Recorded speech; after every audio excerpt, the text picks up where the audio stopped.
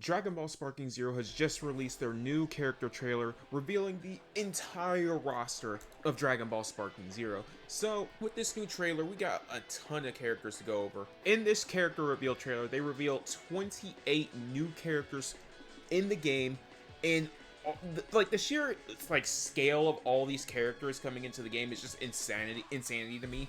There's some definitely expected additions into the game, such as the movie bosses.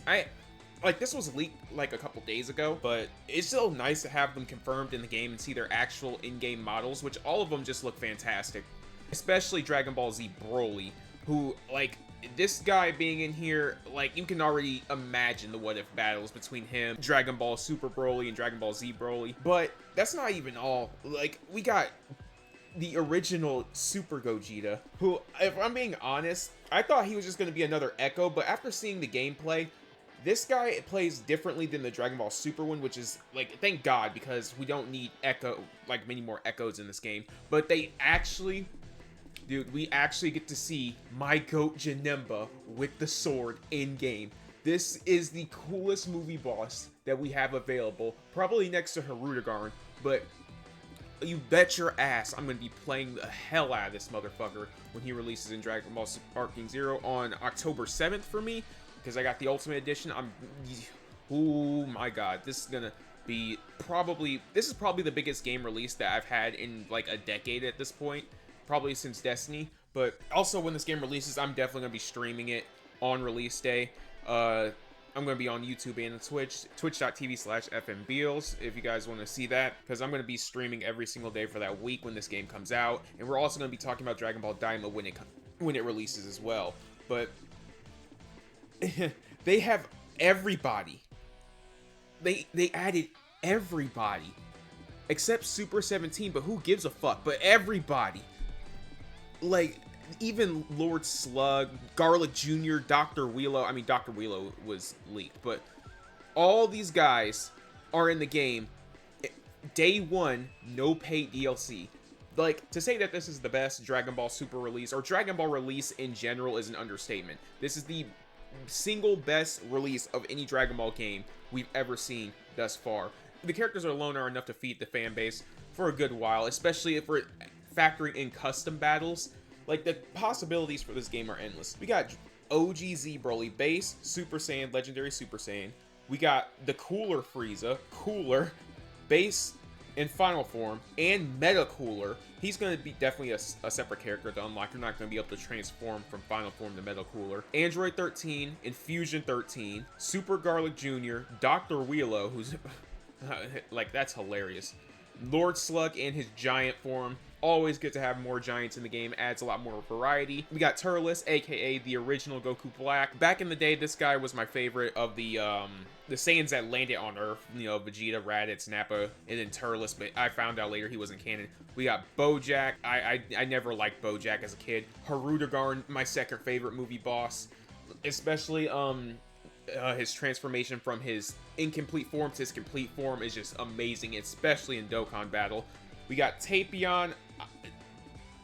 I'm mixed on Tapion. I don't really know about him. Janemba, my goat, the #1 movie boss. Don't at me. Super Gogeta from Dragon Ball Z, Fusion Reborn, with the Soul Punisher, the real Soul Punisher, not whatever the bullshit he does in the Broly movie. And for some reason, Kid Goku. I mean, saying for some reason it is a bit disingenuous because he was in the older Budokai games. So that's what we got on the characters front. The amount of characters that they just dropped in this game on release is honestly just mind-blowing. It honestly feels like this game is a true love letter to the Dragon Ball community, with how many characters that we're getting on release, and we don't even have to pay for. Well, we don't have to pay for right after the game releases and shit, but this is the biggest Dragon Ball release of all time. And this is probably going to be the best anime fighting game that's ever been released. And I'm going to be sitting here glazing this game. I mean, it's well deserved. Look at all the attention to detail to each character model that they give us. And each trailer that they've released for Sparking Zero has been more hype than the last, especially this one. But that's not even all. We're not even just talking about characters. We're also talking about features that they've released, or they've shown us character reveal trailer, so they call it. And we're going to get into that right now. So they're giving us information on the new episode battles These episode battles, from what we know so far, there are multiple different characters that we can do episode battles with. So far, the known ones are Goku, Vegeta, Gohan, Piccolo, Future Trunks, Frieza, and Goku Black. Oh, and also Jiren. These are the characters that we have access to for episode battles. I'm actually really surprised on the inclusion of Goku Black and Frieza in particular, because they're both villains. For what I remember from the old Budokai games, like, bear with me, this has been like over a decade since I've played these games, is that I don't believe there were any villain backstories, at least that I can remember off the top of my head. Then again, this is very quick, I did just get off work. So, the episode battles, we are confirmed to have these characters for their own episode battles. As far as I'm concerned, I can very much see this feature getting updated later on with their own unique episode battles. So I don't really have to worry about, or I'm not really worried about the episode battle just being like, you complete these characters that they have listed here and then it's not going to get updated. That's not going to be too much of an issue. In this trailer, they also did touch up on some things about custom battle. With custom battle, they give you a full deep dive into what you can do with these. You can even have your own intros, like Dragon Ball anime style intros for each like custom battle that you create. It's actually it's really cool. Like, you get to make your own episode pretty much. You get to even customize your own dialogues and even create certain rules depending on what type of fight you're doing. Like, for example, in the trailer, they did show that you cannot use ki. You can set the battle to where you cannot use ki, similar to how it was in the Dragon Ball Super superhero movie. And they even went in depth on how the edit mode allows you to freely set up the original battles. To me, I've already said this before in my older videos. You can check them out in the playlist below. That this one feature, in my opinion, can single-handedly make this game immortal. Like, you could honestly, this single feature right here, as long as the community is like engaging with this, we can have like hundreds, thousands of different stories created by us that we all get to experience thanks to the passion of the community. I like this. Honestly, to me, this feels like a sandbox. This feels like a never-ending sandbox. So with this feature, this is probably, in my opinion, the most important feature that they've even shown us. The amount of detail that they allow us to do in these custom battles is honestly, to me, like, this is just a labor of love right here. This custom battle feature right here, I'm honestly thinking that this is a labor of love. Also, with this custom battle mode, you get to select your character, choose what poses that they use and what expressions they have on their face, and also what effects that they have, and what characters that they are facing at one point. See, up in the top, it says character number 1. You can select a character. You can be Goku, Piccolo, whoever you want. Their poses, which you can have like release ki to, which they have shown on here. Their expressions. Right below that is character number 3. You could have other characters like Frieza, their poses, their expressions, their effects, the whole 9 yards. This one to me is honestly really, really cool. They allow you to make your own cutscenes. To like the cutscenes, man, the cutscenes. To some of the more talented people in the community, this is where they're gonna go absolutely crazy, and I honestly can't wait to like play these and review them on my channel and see what the community can come up with. So you get to edit your own battles, the characters, their expression, their poses, and even make your own cutscenes. You get to select your own environmental effects. With this one, you get to even change the filter that appears on the screen when you're making your cutscenes. You get to even have the characters say things, though these are presets, so you can't actually like free type what you want these characters to say. As cool as it would be to have them say whatever you want, like, obviously a game like this from Bandai Namco, they just can't have Goku going around saying crazy shit in their official Dragon Ball video game. So like, this makes sense that it's they're like pre-made captions and stuff. So I'm not really too upset about this not being like a free caption type system. These custom battles, you get to give your character certain buffs and give them and have certain conditions and rules. Like for example, on the screen here, it does show that you can even give your opponent's buffs like recover HP, recover ki. You can even change the CPU level. Right now, I'm not entirely sure on how high the CPU level can go, but you can add debuffs and buffs to your opponent. You can even add certain effects like when your opponent's HP drops below a certain percentage, it can also automatically go into sparking mode. With this mode, you can even trigger events that happen mid-fight, even cutscenes that appear after you beat your opponent. And like with this one, like with this feature alone, there are so many different possibilities that you can come up with that it's actually just insane. Like you can have thousands of different combinations with this feature. Custom battles to me is the most. This has the most potential of anything they've released or even shown so far in this game.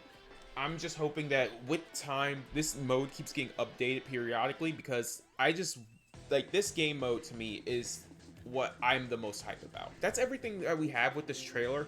Like, Dragon Ball Sparking Zero has already shown, even before this one, even before the GT trailer, that this is going to be the best Dragon Ball game they've ever released. But the fact that they added GT, these game modes, the custom modes, all this nonsense, it's undeniable that this is going to be the best Dragon Ball game of all time. Like, in my honest opinion, it's the best.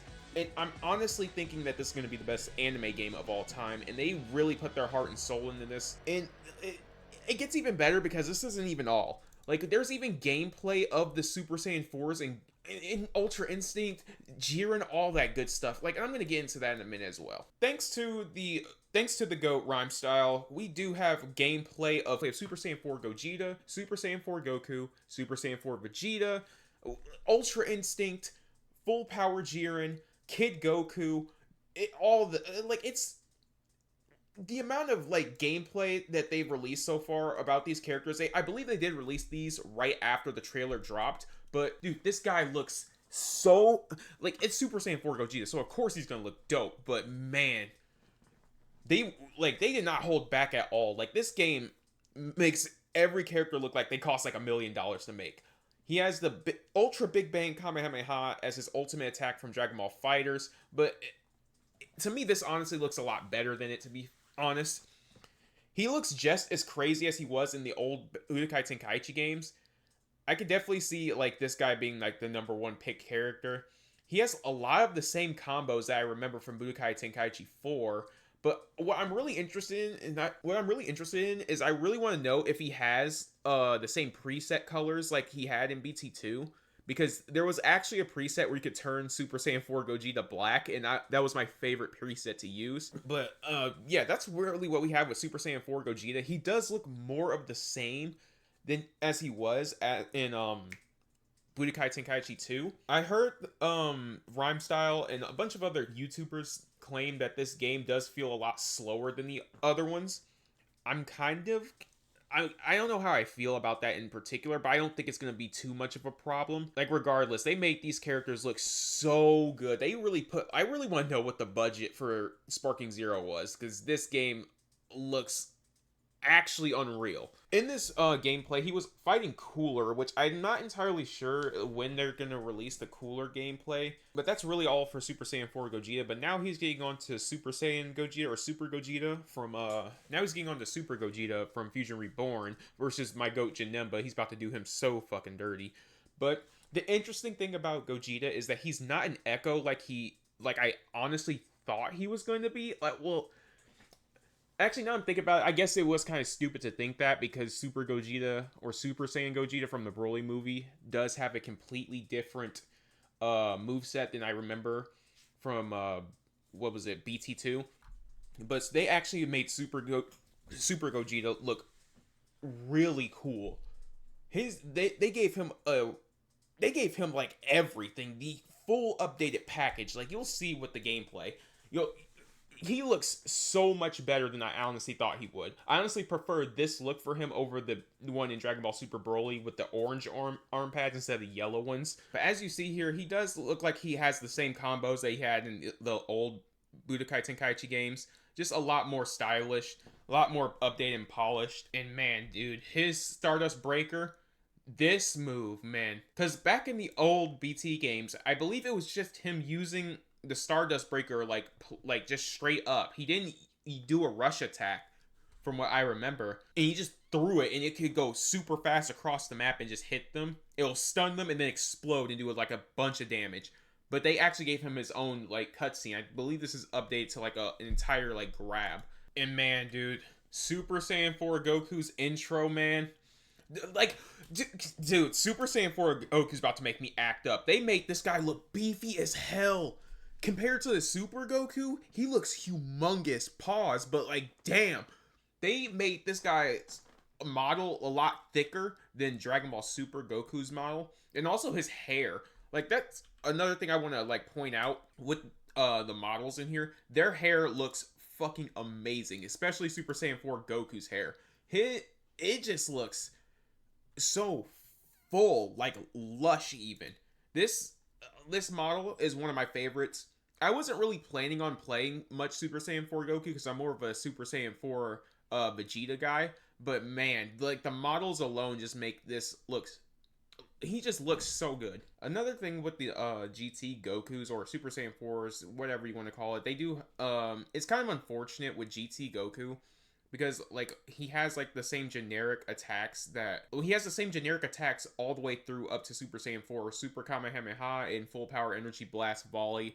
It's that nonsense. I kind of do wish they gave him more like unique attacks, but I guess they would have to like I don't know make entirely new ones, but no one's gonna use them all that much. But come on, like they could have did a lot better with the base GT Goku, Super Saiyan, and well, not base GT Goku, Super Saiyan Goku, and Super Saiyan 3 GT Goku. They could have done a lot better with that. And then, man, the Dragon Fist. They, like, dude, the budget on this game has to be like $1 billion. Like, look at this shit, bro. He really just, oh my god. 20,000 damage, and it looked that good, and it did so much damage to the arena. Honestly, just amazing. I'm gonna be no lifing the shit out of this game when it comes out, man. I just can't stop glazing this game, but is it really glaze if it's deserved? Like,